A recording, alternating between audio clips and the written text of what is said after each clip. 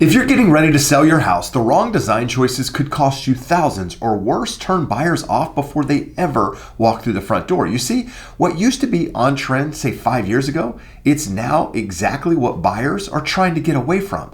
And while some of these trends looked sharp when you first installed them, well, today they're making your home feel dated, cold, or just plain confusing. As a real estate agent that sees a lot of homes, I'll tell you, I'm completely tired of walking in and feeling like I'm seeing the same house over and over again. Now, this isn't about tearing your house apart or doing a full remodel before you sell it. It's about understanding what buyers are actually looking for and how to fix the things that are holding your home back from getting top dollar. In this video, I'm going to walk you through the most common design trends that can hurt your home's value, why they've fallen out of favor, and what you can do right now to neutralize them before you sell, even if you're working on a tight budget. So if you're planning to list your home in the next few months, or you're just curious if any of these trends are lurking in your home, make sure you keep watching, because making a few smart updates now can mean more money in your pocket later. Now, there's something I'm going to say that's truly profound, and that's design trends can change faster than most people think.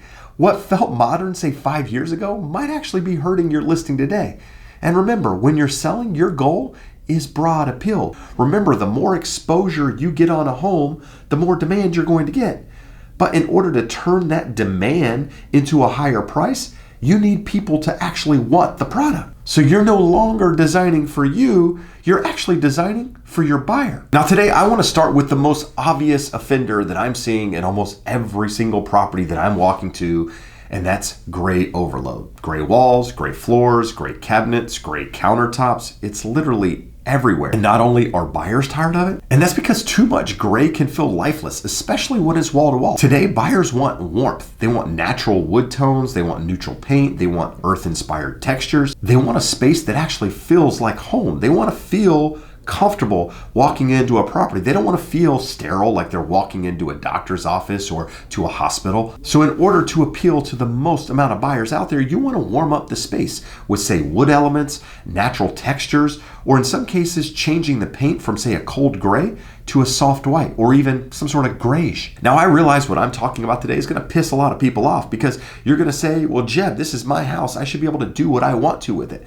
And I completely understand that. And you are right. But at the same time, I have sellers coming to me when their home isn't selling, wondering why buyers are just passing it by. And that's because they put too much of their own personal taste into that property. Yes, you should design it for yourself, but when it comes to selling that property, but sometimes it means taking a look at some of the upgrades that you've done and maybe changing them so that you can appeal to a broader audience. You know that cookie cutter flip look? You know, the one with the white shaker cabinets, the gray veined quartz countertops, the same flooring as the other 10 homes on your block? Well, guess what? Buyers spot this builder grade look a mile away. And what it signals is low effort and not luxury. So if you are remodeling your kitchen, you're trying to get your home ready to sell it, my advice is to go to a real slab yard. Choose a more unique countertop, even if it's subtle. It's the details that can create perceived values. Sometimes it just means going with a solid white countertop, something pretty basic. And if you're watching this saying, well, Jeb, I don't want basic, well, that's where you can spice it up with, say, a different backsplash, something that stands out a little bit rather than look like every single other property that your buyers walked into. Now, if I'm being completely honest, I could be a little bit biased in this video because I walk into a lot of properties and I see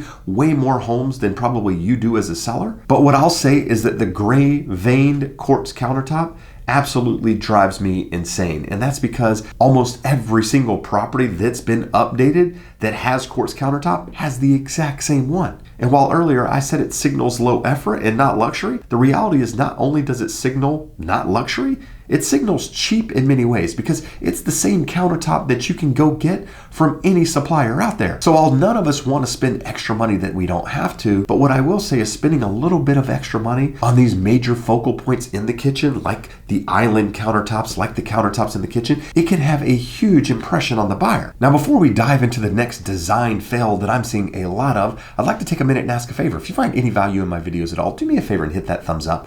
And if you want to stay updated on everything about how to sell your home for top dollar, do me a favor and subscribe to the channel. Remember, buyers want to imagine themselves living in your home. They want to imagine their kids playing. They want to imagine family dinners, warm gathering. They don't want a space that feels too polished or in some cases sterile, where they can't connect with it. And when I say this, I'm talking about that ultra modern look. Yes, it looks beautiful online. It looks beautiful in photos, but in my opinion, it often falls flat in person. And that's because it just doesn't feel like home. Many times it feels like you're in a hotel in, say, Vegas. Or in some cases, I've had buyers walk into homes and say that it feels like a dentist office. That's not the vibe you want.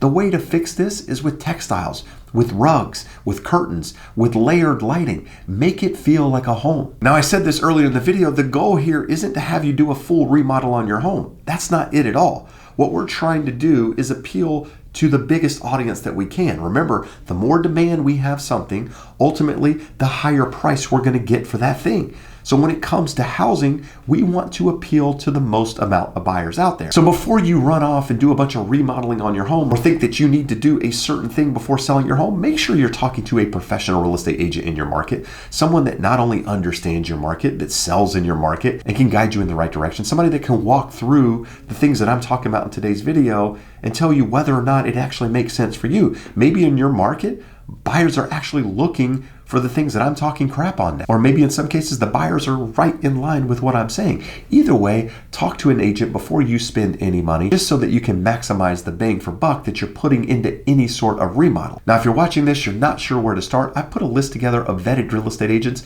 that work all across the country. I've been doing this for over 20 years, and I have a huge database of agents that work just like me. So if you're interested in getting top dollar for your home when you decide to sell, make sure you check that link in the description. Now, the next thing I'm going to talk about is probably my biggest pet peeve when it comes to kitchens, and that is open shelving. Open shelving might work for your Pinterest board, but in real life, buyers see lost storage, they see clutter, and they ultimately see dust. So unless you plan on staging your home with perfect props, make sure you skip open shelving in the kitchen, especially if you're trying to impress buyers. Stick with cabinets and glass fronts if you want a lighter feel. Yes, I know that open shelving looks great in the HGTV shows that you've been watching online, but in all reality, they're not practical. In fact, in my opinion, it's an easy way to lose money because the first thing buyers do when they walk into that kitchen and they see the loss of storage, they think, I've got to remodel this kitchen. I've got to redo this. This isn't going to fit all my stuff. So they're ultimately calculating in their head the cost of remodeling that kitchen that maybe you just remodeled. Now, the next one I want to talk about is this whole open concept overkill. Now, I'll be completely honest. I'm somebody that loves open concepts. I love being able to walk in to the front door of a property, see the kitchen, see the living room, see everything. And it really works well when you have kids because you can be in a room, you can pay attention to your kids. In some cases, if you have a view, you can walk through the front door, see the view. It's absolutely awesome. But what I'll tell you is post-pandemic, we're seeing a lot more buyers who want a little separation. Too open equals too loud, too hard to focus, zero privacy. And I can speak to that. I actually have 3 boys, the ages 13, 11, and 7.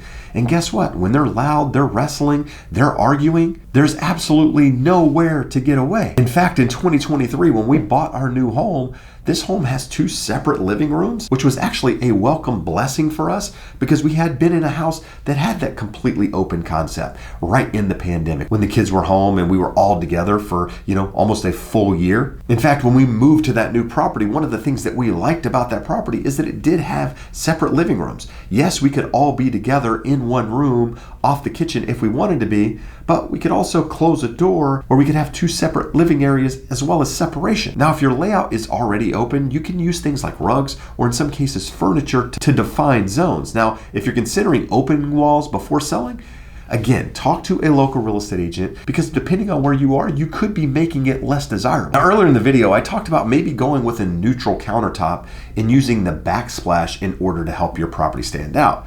But here's what I want to say. Don't clash styles because it creates buyer confusion. Farmhouse lighting, boho backsplash, modern handles. Because in my experience, what that results in is buyers assuming that they need to redo everything. So my advice is pick a style lane and stay in it.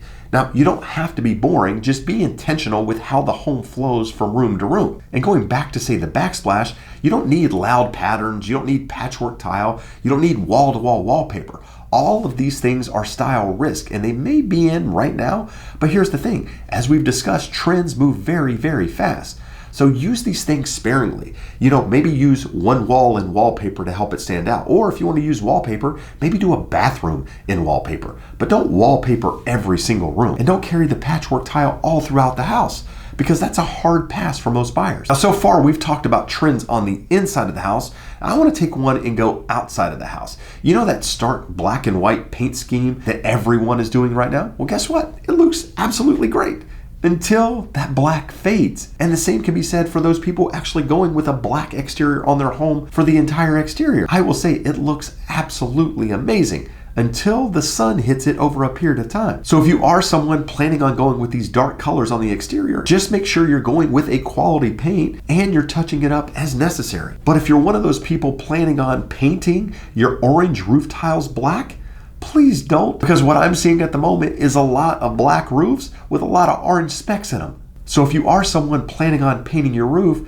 just make sure you do it right. Don't paint it, make sure you stain it. And better yet, make sure you get a professional to do it. Don't try to do this on your own. Now, as I mentioned earlier, before you start any big update, talk to an experienced agent, link in the description, someone who sees what's actually selling in your market. While Instagram might say one thing, HGTV might push another, but real buyers, they're the ones who actually matter, and getting their attention is how you get top dollar.